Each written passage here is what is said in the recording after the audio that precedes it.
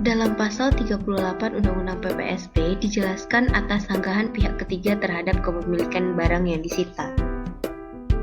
Berdasarkan pasal 38 Undang-Undang PPSP ini dijelaskan bahwa yang pertama, sanggahan pihak ketiga terhadap kepemilikan barang yang disita hanya dapat diajukan kepada pengadilan negeri, dan yang kedua, pengadilan negeri yang menerima surat sanggahan sebagaimana dimaksud memberitahukan secara tertulis kepada pejabat.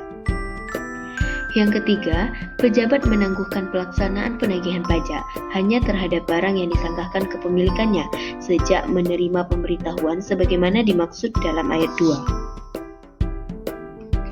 Yang keempat, sanggahan pihak ketiga terhadap kepemilikan barang yang disita tidak dapat diajukan setelah lelang dilaksanakan. Hal ini untuk memberikan kepastian hukum dan melindungi kepentingan pembeli lelang, yang mana pihak ketiga sudah diberi waktu cukup untuk mengajukan sanggahan sebelum dilakukannya lelang. Dalam pasal 23 Undang-Undang KUP dijelaskan tentang gugatan wajib pajak atau penanggung pajak terhadap yang pertama, pelaksanaan surat paksa, surat perintah melaksanakan penyitaan, atau pengumuman lelang. Yang kedua, keputusan pencegahan dalam rangka penagihan pajak. Yang ketiga, keputusan yang berkaitan dengan pelaksanaan keputusan perpajakan selain yang ditetapkan dalam pasal 25 ayat 1 dan pasal 26.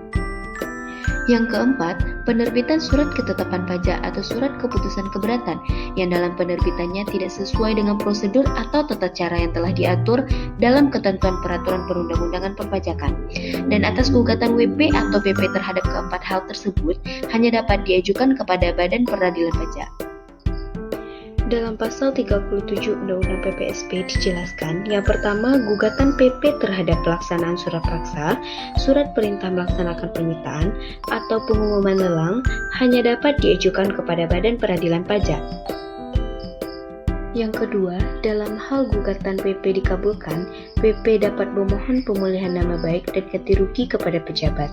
Yang ketiga, besarnya ganti rugi itu paling banyak adalah sebesar 5 juta rupiah.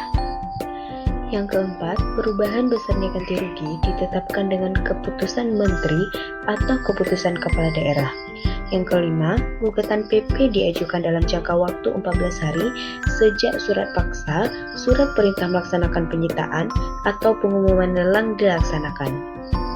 Ketentuan dalam pasal 37 Undang-Undang PPSP ini dimaksudkan untuk memberikan hak kepada PP untuk mengajukan gugatan kepada Badan Peradilan Pajak dalam hal PP tidak setuju dengan pelaksanaan penagihan pajak yang meliputi pelaksanaan SP, SPMP, atau pengumuman lelang.